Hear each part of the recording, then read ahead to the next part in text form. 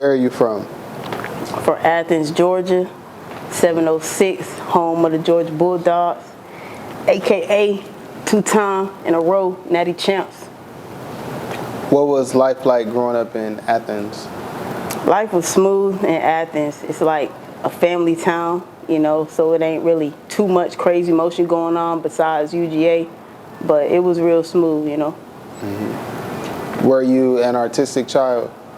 Yeah, I would definitely consider myself to be an artistic child. I was involved in a lot of music, whether it be chorus or different choirs. I drew a lot even, but I was really focused on athletics as well too, coming up. Do you come from a musical family? Yeah, I do come from a musical family, for sure. Who in your family was involved in music? My mother, she played the piano for our church, and my father actually has some music background. He actually used to manage one of his homeboys. They had a singing group back when he was in college, so he used to manage one of his homeboys. Oh, okay. And so what inspired you to start making music? My main inspiration came from my brothers. They inspired me to make music, but of course I kind of feel like it was like passed down, through my mother as well. With her playing the piano, I also played the piano growing up, but I just kind of ended up dropping it, because of sports and stuff. But then as I got older, my brothers brought the music back into my life, and then they kind of encouraged me to start rapping because they had started rapping. And, I felt like it was kind of random actually, but, when I came back to celebrate with them after dropping their first album, I was super, excited, to get into it, so. Wait, so what sports were you into? A little bit of everything, but mainly my main focus was basketball, but I ran track, I played volleyball, I did cross country, I played soccer, but basketball was my love. So, how far did you go with basketball? I went to college, played college 4 years. Okay. Basketball, and then I played a little semi-pro too, but had some issues with the team, so I left. And so at what point did you start making the music and putting it out professionally? Was it in college or after? Yeah, it was after college. I was making music while I was in school, but I ain't really had time or the money to really focus on it and key in and do the things that I needed to do that I felt were appropriate to make it as an artist. So when I graduated, actually I was just making music on my phone through this app called BandLab. I had over 100+ songs that I had just kind of made on my phone and recorded, during my trips in the staircase of a hotel type shit.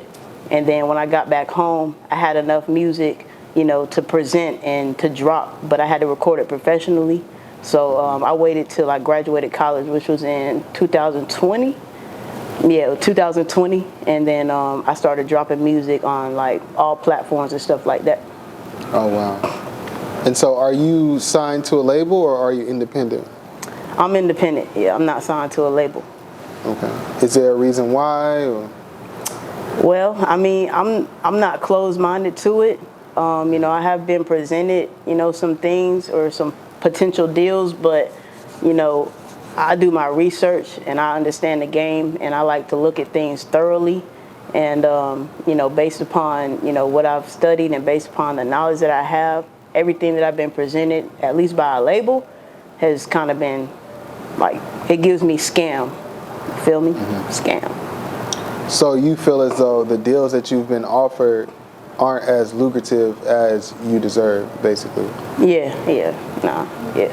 Okay. Yeah, I want to be able to, drop music, and my legacy's my legacy, not the label that I was with. You know what I'm saying? I want to own my masters because I feel like I definitely deserve to do that, So I don't mind waiting it out, I'll take the independent route if that's what it takes.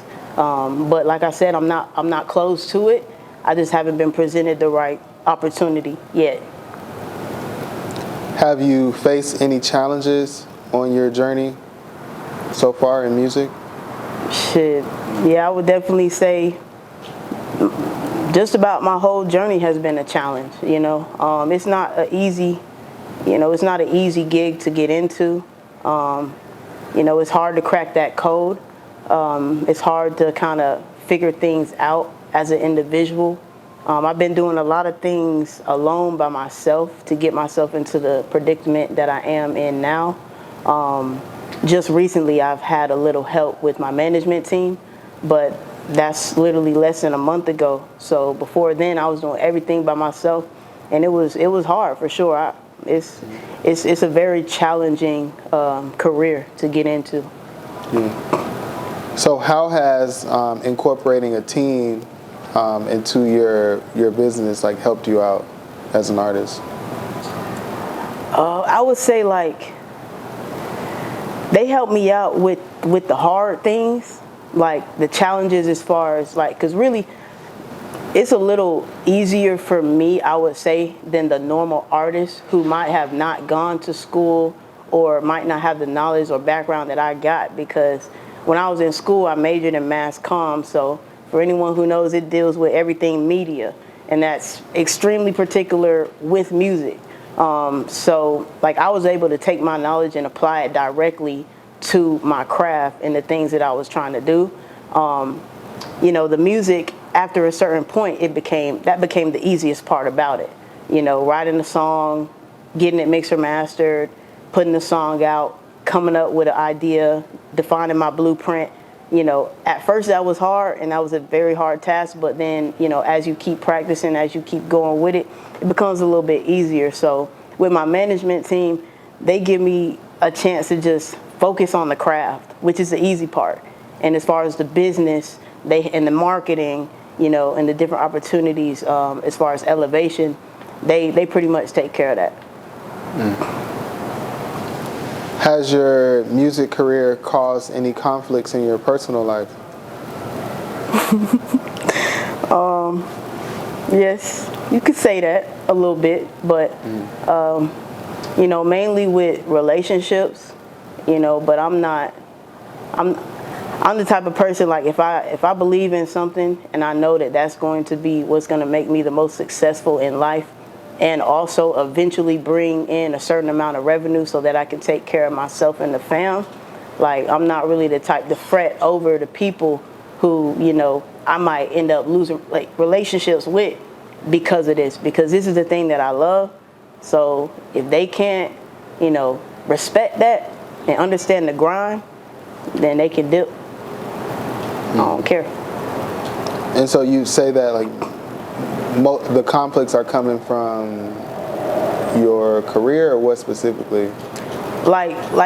So music, if you really want to make it, you kind of got to be all in, all in, all the way. So that means motherfuckers want to hang out with you, you might have to deny that, because you might have a show, or you might want to go to the studio, or you might have to write some music, or you might want to network or market.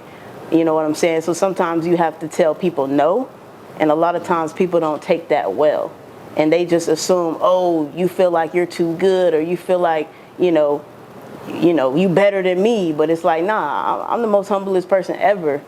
So if you can't understand that I'm doing what I got to do to make sure I'm straight and make sure I got food on my table, then like I said, bye. Are you an introvert or an extrovert? To be honest, I would consider myself both. It's just kind of weird, because everything that I'm passionate about requires me to be an extrovert. But if I wasn't passionate about sports or, marketing or going to events or even performing, being an artist, a musician, I'd probably be at the crib chilling, watching Netflix, for sure. On my off days when I can just do that, I'm definitely at the crib chilling. So I would say that it's an equal mixture between the two. It just so happens that the things that I really want to do in life require that extrovert activity. How do you stay charged when you have such a demanding career as, you know, like being an artist?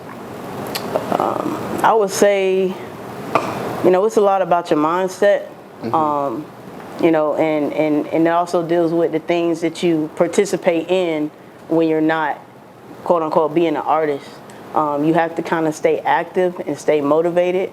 So you have to make sure that your energy is, you have to make sure that the energy that you put out is what you would like to receive as well. So like, don't put out negative energy. Always keep a positive mindset, and then also the people around me too. Like I don't keep nobody around me like who's not on their shit. Like they're doing something to elevate themselves, regardless if it's this little miniature level per day. They're always elevating, and so those are the type of people I surround myself with. They're also very encouraging, and so, you know, a combination of all of those things help me stay charged up to keep going. And I love it. I love this shit. So it's like, you know. Are you interested in any other art forms outside of music right now?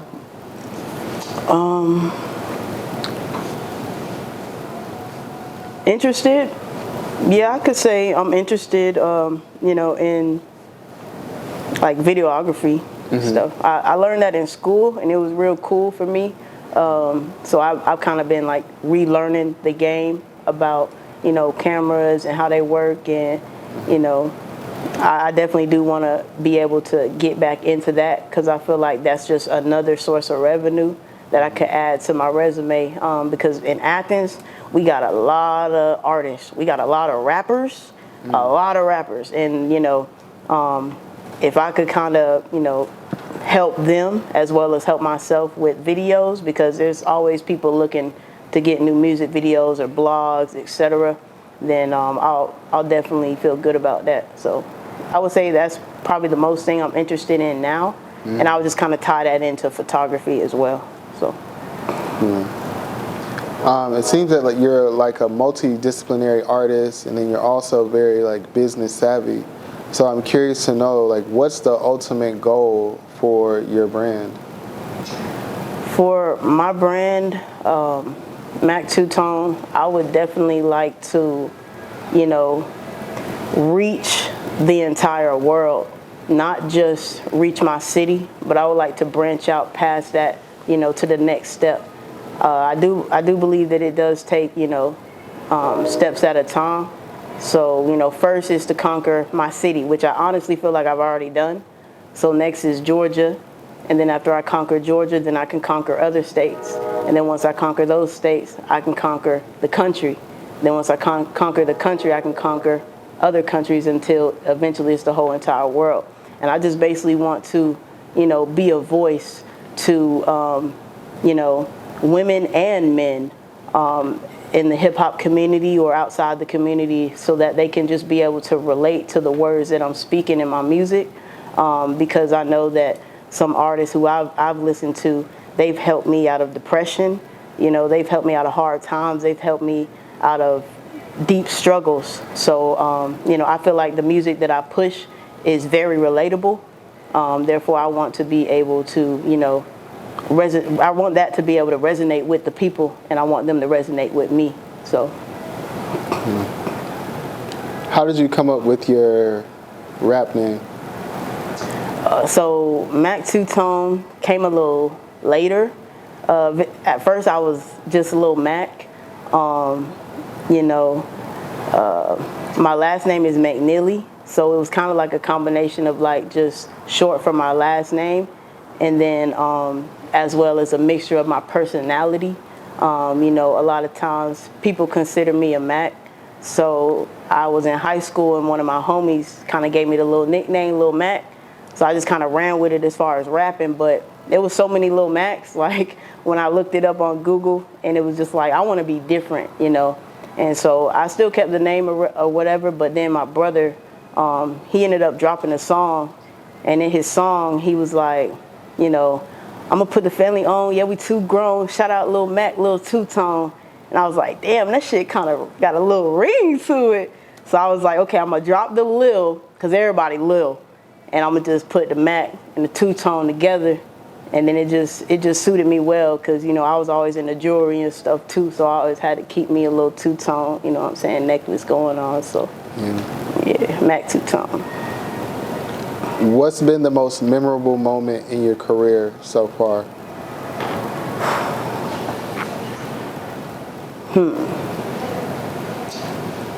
I would say the most memorable moment in my career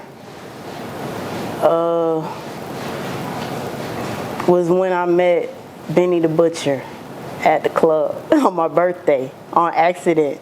That shit was crazy. Like I was in Cali listening to him when I had just got out of a bad breakup with my cousin and my brother, and they just put me on the whole Griselda.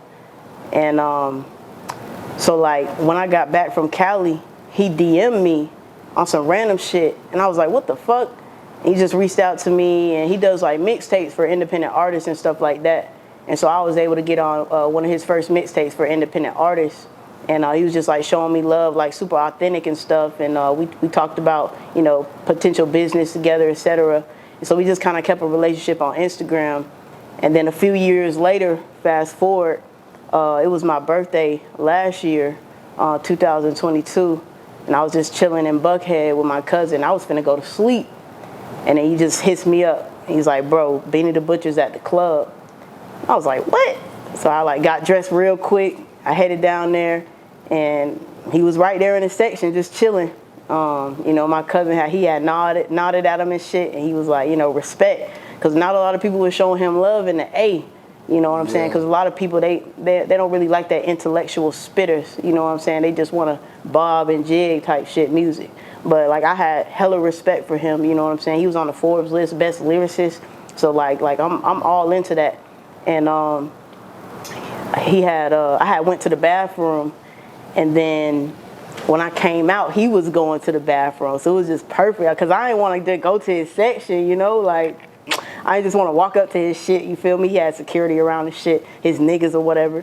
And so it just kind of worked out smooth. It was like perfect. Like I just was leaving the bathroom, he was coming in, and I was like, yo, like what's up? Because I had just DM'd him too. I was like, you in Buckhead? And he seen the shit. So he's like, yeah, you just DM'd me too. I was like, yeah, I did. He was like, let me go use the bathroom right quick. I'm gonna come out and we'll get a picture, you know what I'm saying? We'll chop it up. So that was probably the best highlight of my career so far, meeting him in person.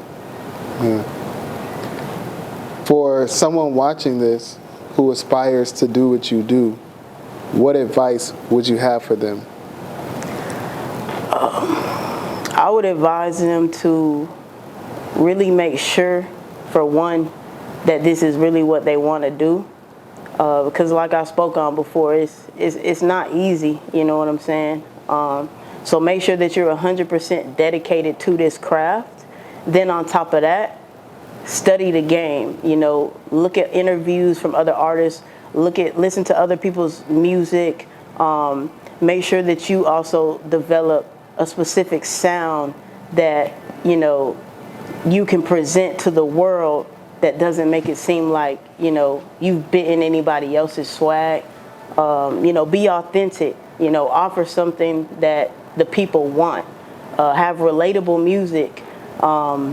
Learn the insides and outs of marketing. Don't be afraid to pay for certain gigs because you might have to do that at first. Everything is not free. And at the end of the day, business is a direct correlation to money. So if you want to do music and you want to be in the music business, you got to have some bread behind you because nobody's going to take you serious, unfortunately, unless they see that you got a little bread behind you to support your own craft. And believe in yourself, because if you don't believe in you, then nobody else will.